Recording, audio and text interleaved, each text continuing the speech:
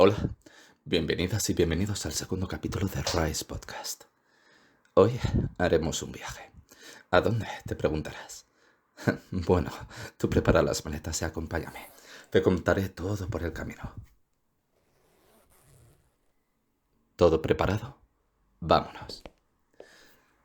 Ya he pedido un taxi que nos llevará al aeropuerto y desde allí cruzaremos Europa hacia el suroeste, más allá de las columnas de Hércules, al oeste del estrecho de Gibraltar, donde en la época clásica nadie sabía que había tras esas aguas.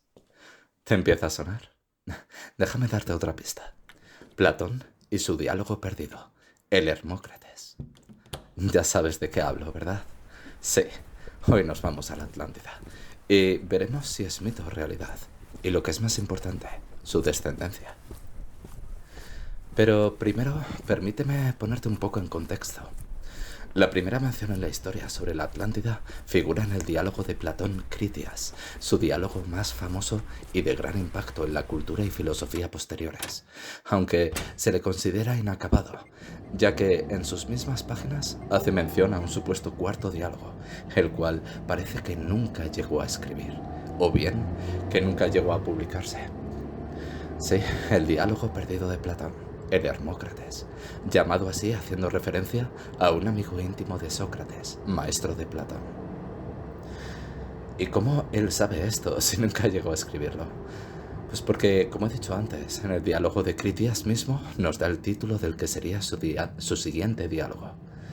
Pero, como escéptico que soy, aquí quiero enfocarme sobre todo en hechos reales y científicamente comprobados, no en rumores ni suposiciones hipotéticas. Así que volvamos al diálogo de Critias. En este libro se narran las guerras entre Grecia y la Atlántida, llamada así en honor al titán Atlas, y se le describe como un gran imperio situado en una isla más allá de las columnas de Hércules, y gozaban de gran poder militar, tecnológico, social y cultural. Una civilización militar que conquistó todo el Mediterráneo hasta Grecia. ¿Y Platón cómo sabía todo esto?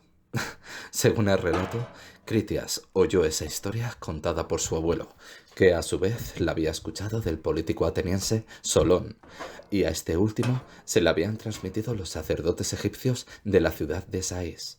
Es una ciudad situada en el delta del Nilo.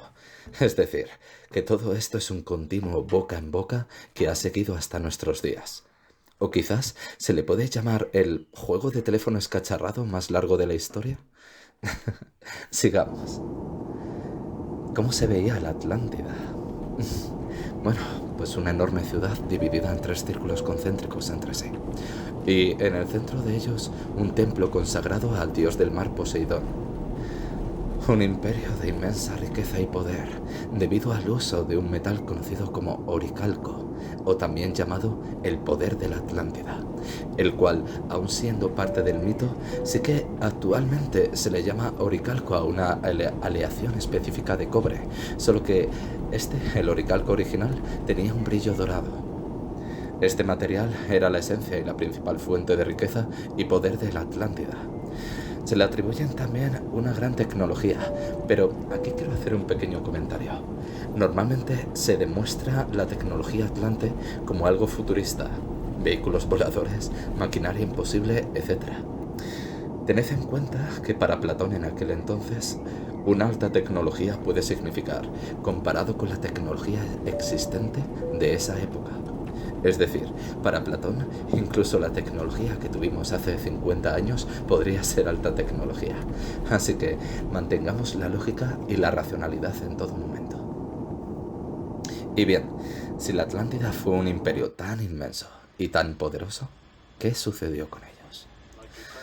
Bueno, pues Platón describe en su diálogo que fue engullido por el mar en tan solo un día y una noche, enterrándolo para siempre bajo las aguas del océano Atlántico y borrando el continente y su gente de la tierra y de la historia. ¿Cómo pudo suceder algo así? Esta isla o continente, Platón lo situaba donde actualmente están las Islas Azores, entre América y España. Y fíjate, abramos un momento la aplicación de Google Maps, por ejemplo. Fíjate en la gran abertura que cruza de forma vertical el océano Atlántico, a nivel de las Azores. Aquí podemos confirmar el movimiento de las placas tectónicas que chocaron y sellaron el fondo oceánico de este área. También tengamos en cuenta el año en el que supuestamente existía la Atlántida. Estaríamos hablando del año aproximadamente 9000 a.C., es decir, el Mesolítico, ya finalizando la Edad de Piedra, cuando el ser humano prehistórico estaba a punto de descubrir y usar el metal. Y la ganadería, por ejemplo, estaba apenas empezando a ser aprendida. ¿Qué información podemos sacar de esta edad?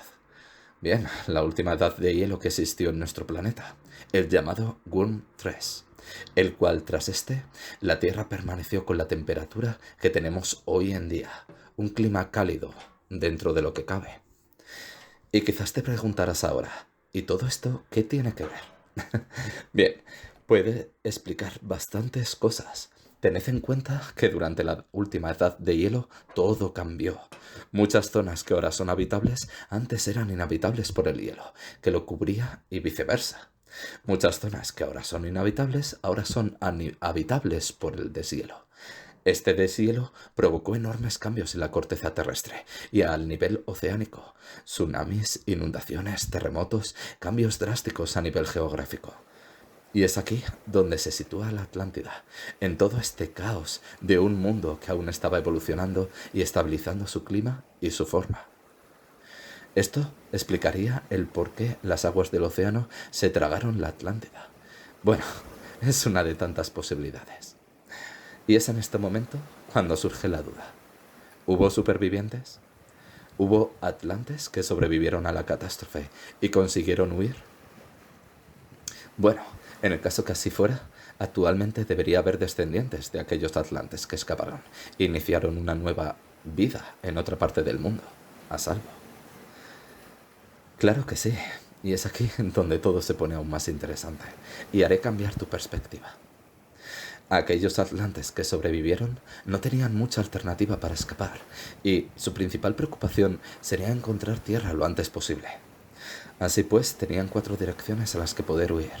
Al oeste, en dirección a América del Sur, poco probable. Debido a la longitud, tenían opciones muchísimo más cercanas, y para ellos más conocidas. Tampoco al sur ni al norte, pues se estarían acercando aún más a los polos, donde solo les esperaba aún más hielo. Entonces, su única posibilidad, o al menos la mejor alternativa, sería ir hacia el este. Sí, Europa, especialmente España. Te daré un momento para que recuperes el sentido. Y espero que te recuperes pronto, porque aún te voy a contar más cosas que sin duda te sorprenderán. ¿Estás listo? Los atlantes supervivientes volvieron hacia las columnas de Hércules, que marcaban los límites entre el mundo conocido y desconocido, encontrándose rápidamente con tierra firme.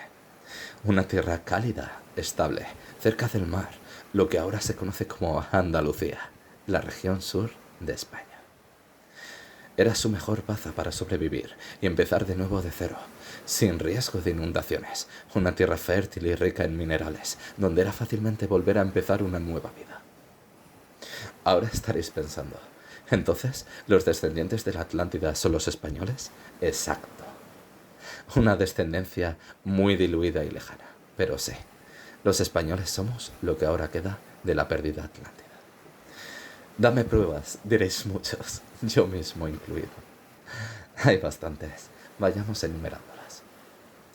La primera prueba de la que hablaremos serán los tartesos, nombre por el que los antiguos griegos llamaban a la primera civilización de Occidente. Estos se situaban exactamente en la misma edad que los atlantes, es decir, a finales de la Edad de Piedra, principios de la Edad de los Metales. Los tartesos eran conocidos por su dominio de los metales y era una civilización muy avanzada para su época por este mismo motivo. Y se situaban en Andalucía, una civilización que, al igual que la Atlántida, desapareció repentinamente de los registros históricos después de la batalla de Alalia. Así pues, los tartesos serían la civilización creada por los atlantes supervivientes, pero sucumbieron ante Grecia. La segunda prueba, hablemos de simbología. El símbolo de la Atlántida era el toro, pues se confirma que hacían festividades y eventos relacionados con este animal. Sacrificios y rituales en nombre del dios Poseidón. ¿Y cuál es el símbolo de España? El toro también. Pero no solo eso. ¿Recordáis la forma que tenía la Atlántida? 3 círculos concéntricos, separados por otros 3 círculos de agua. ¿Os suena de algo? ¿De verdad que no? Pensad un momento. ¿Aún no lo tenéis? Las corridas de toros. ¿Qué forma tienen las plazas de toros? Pensad. Muy bien, círculos concéntricos también. ¿Y sabéis qué? No se sabe con certeza el origen primario de las corridas de toros. Así que podemos llegar a pensar, ¿y si las corridas de toros derivan de las festividades atlantes? ¿Y si las corridas de toros no es más que el mismo ritual para sacrificar al animal en nombre del dios Poseidón? Es fácil unir cabos aquí. Y permíteme decirte un momento. Amo los animales. Estoy totalmente en contra de las corridas de toros o cualquier tipo de daño a cualquier tipo de animal. Sigamos con las pruebas. ¿Conocéis Cancho Roano? Bien, si no lo conocéis, es un yacimiento arqueológico que se sitúa en la provincia de Badajoz, en la región de Extremadura. Se le atribuye a la civilización tartésica, pero hay algo más importante aún. Aquí tenemos una losa de piedra, en el que hay dibujado una figura, una persona, portando una espada. Y a su lado, una figura de 3 círculos concéntricos. Podéis buscarlo en internet cuando queráis, incluso ahora mismo. La siguiente prueba. Hay una leyenda que relaciona a Talavera de la Reina, en el municipio de Toledo, la región de Castilla-La Mancha, con la Atlántida. Pues esta ciudad hay confirmación que bajo sus calles hay una inmensa red de túneles, y esto es cierto. Ahora mismo inundados. Cuenta una leyenda en este municipio que 2 niñas hace muchísimo tiempo, durante la Guerra Civil, accedieron a estos túneles, donde encontraron a varios hombres de estatura pequeña, de piel blanquecina, que hablaban un extraño idioma, y que, tras notar a las chicas, hicieron de alguna forma inundar los túneles. Una de ellas murió ahogada debido al agua, y la otra sobrevivió y le contó lo vivido a la gente, pero nadie la creyó. Y yo vuelvo a decir que soy bastante escéptico, y sin pruebas no hay credibilidad.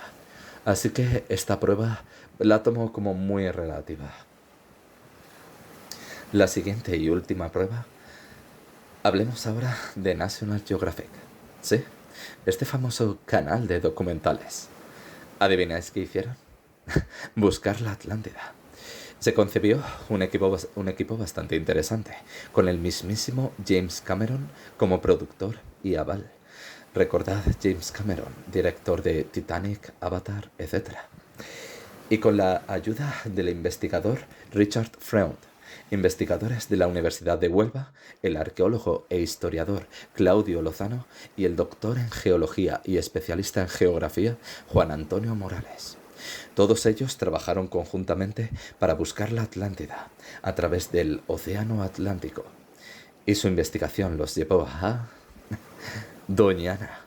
Sí, el Parque Natural de Doñana, convertido en gran parte en marismas debido a su clima y su situación geográfica.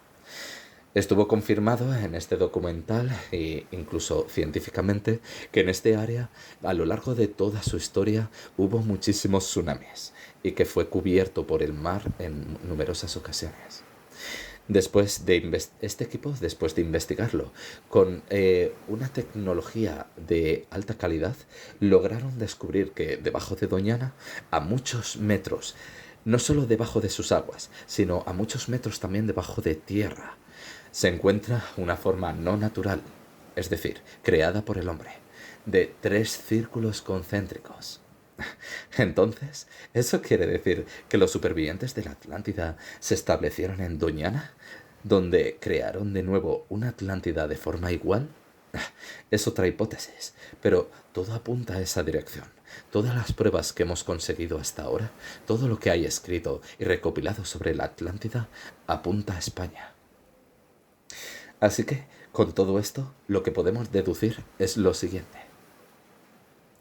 La Atlántida se encontraba en un principio en el Océano Atlántico, a nivel de las Islas Azores. Tras el gran hundimiento, aquellos que sobrevivieron huyeron hacia España, específicamente a Doñana, donde fundaron una nueva ciudad con la misma forma original. Estos, a lo largo de los años, se expandieron y dividieron a lo largo de España, estableciendo pequeñas civilizaciones en varias regiones de España, siendo aún así la más importante la de la región sur, y esta fue nombrada Tartesos por los griegos. Aquí fueron creciendo, evolucionando y adaptándose al nuevo continente, adoptando nuevas identidades, pero manteniendo sus tradiciones y su esencia, marcándola esta misma en varios puntos del país, los 3 círculos concéntricos, a modo de recordatorio, mención y tristeza nostálgica por su ciudad perdida. Con esto no confirmo ni desmiento la existencia de la Atlántida. Pienso que se necesitan llevar a cabo más investigaciones para descubrir definitivamente la verdad. Pero en el hipotético caso que fuera cierto, me resultaría muy interesante conocer el verdadero origen de la civilización hispánica, ya que todo está conectado. Gracias por acompañarme hasta aquí, y espero que os haya gustado. Si queréis ver los documentales que hicieron en National Geographic, tenéis los links en castellano en la descripción del vídeo. Nos vemos en el próximo capítulo. Adiós.